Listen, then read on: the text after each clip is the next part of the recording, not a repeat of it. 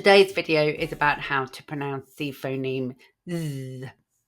So you can hear this sound in busy, bees, zoo, music. So how do we make this sound?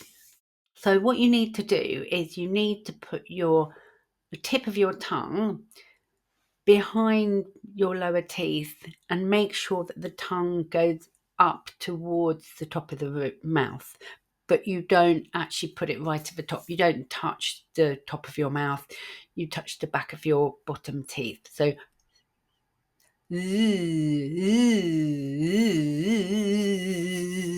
that's what it sounds like. Yeah. So it is quite a tricky sound, I think. So you need air to come through as well.